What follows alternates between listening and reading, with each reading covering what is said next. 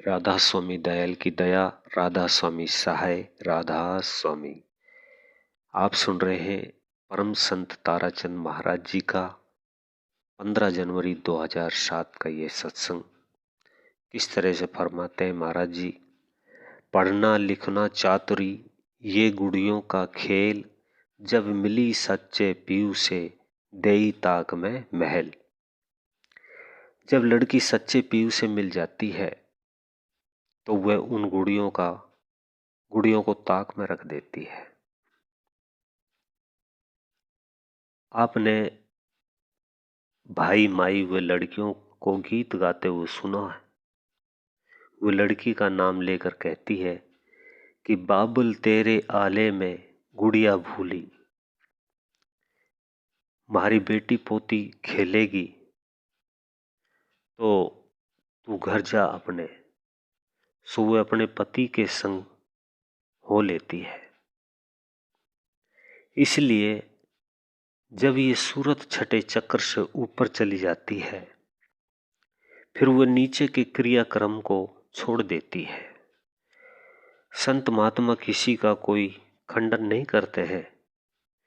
ये सूरत आगे जाकर अपने उस शब्द स्वरूपी पति का आनंद लेती है। वो शब्द स्वरूपी राम है, उस शब्द स्वरूपी गुरु का आनंद लेती है। वहां जाकर सब कुछ वह भूल जाती है। वहां के आनंद का कोई वर्णन ही नहीं कर सकता। वहां इतना आनंद है, सो संतों का मार्ग करनी का मार्ग है, बातों का मार्ग नहीं है। आगे कहते हैं, आगे ये माया और मद सभी मारे जाते हैं, मोह भी उस सतगुरु की दया से मारा जाता है। जब हम अपने साधन में आगे चल देते हैं, क्योंकि यही तो हमें रोकने वाले होते हैं।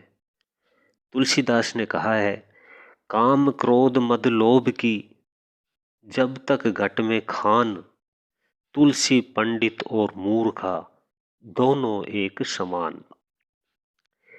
यही कबीर साहब कहते हैं, कामी क्रोधी लालची इनसे गुरु भक्ति नहीं होए, भक्ति करे कोई शूरमा जात वर्ण कुल खोए। पर इनकी पकड़ से कब छूटता है? इनमें फंसा हुआ आदमी तभी निकलता है जब उस शब्द स्वरूपी सतगुरु का सहारा ले लेता है। जब वह उस कुल मालिक और भगवान का सहारा लेता है, जो आत्मा से भी परे और परमात्मा है, तब उसके ये पाप कर्म कट जाते हैं। महाराज जी कहा करते थे, सतगुरु नाम ज्ञान का और विवेक का है, सतगुरु नाम समझ का है। सो ही गरीबदास जी कहते हैं कि सतगुरु नाम शब्द का है, शब्द गुरु चित चेला संतों ने दिया हेला। कि शब्द गुरु है और चित्त चेला है। सो जब आदमी शब्द का सहारा लेता है तो सारे कर्म कट जाते हैं और जीव अपने घर चला जाता है। आगे कहते हैं, बिन राधा स्वामी समर्थ गुरु को ऐसी दया करे। अर्थात समर्थ गुरु के बिना ऐसी दया करने वाला और कोई भी नहीं है। जब समर्थ सतगुरु मिल जाता है, फिर दया की कसर ही नहीं रहती। उसके बिना इतनी दया कोई कर ही नहीं सकता। वे बार बार ही हमारी रक्षा करते रहते हैं, बार बार दया करते रहते हैं। उनके नाम से ही कोटि जन्मों के पाप कट जाते हैं।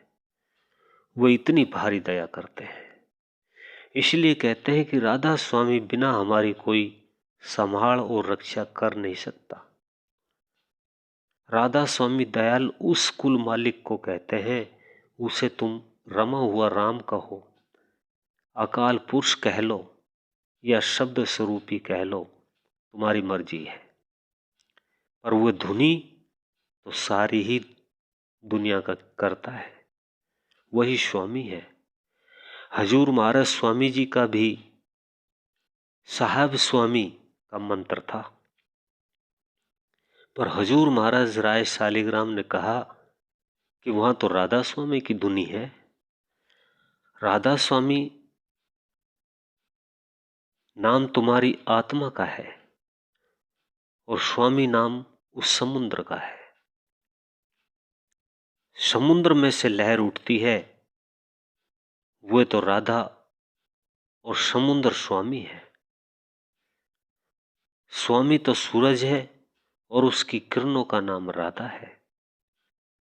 इसी तरह से राधा स्वामी तो फूल है और उसकी खुशबू का नाम राधा है। इसे समझ गए होंगे। इसी तरह राधा स्वामी नाम उसका कुल मालिक का नाम है और दो ही नाम है, तीसरा नाम भी नहीं है। राधा नाम आत्मा का है और स्वामी नाम परमात्मा का है। राधा नाम सूरत का और स्वामी नाम शब्द का है। जब ये सूरत उल्टी मुड़ करके अपने स्वामी से मिल जाती है तो इसी का नाम राधा स्वामी बन जाता है।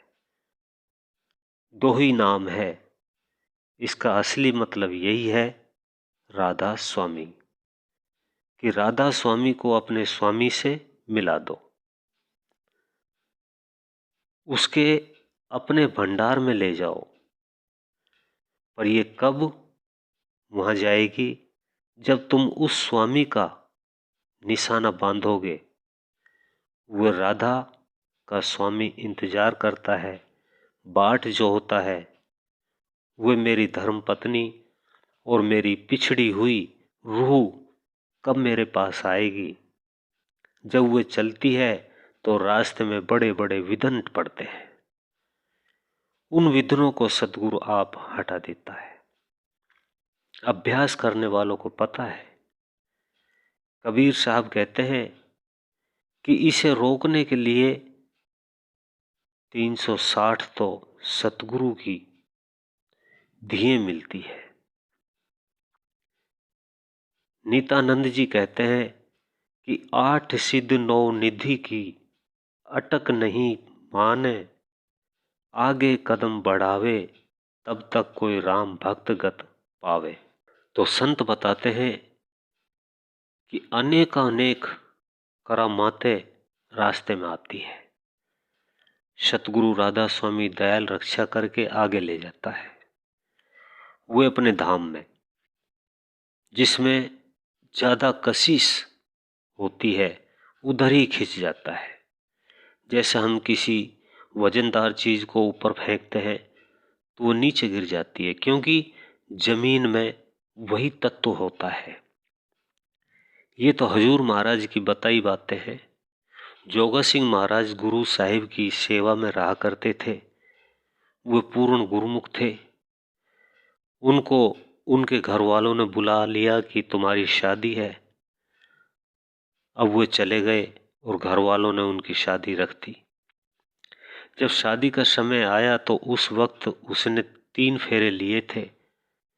इतनी ही देर में गुरु गोविंद सिंह ने एक चेले को भेज दिया कि ये चिट्ठी ले जाओ और जोगा सिंह को जाकर दे दो। उस टाइम पर वो चिट्ठी देना जब 3 फेरे ले चुके, ऐसा आदेश दिया।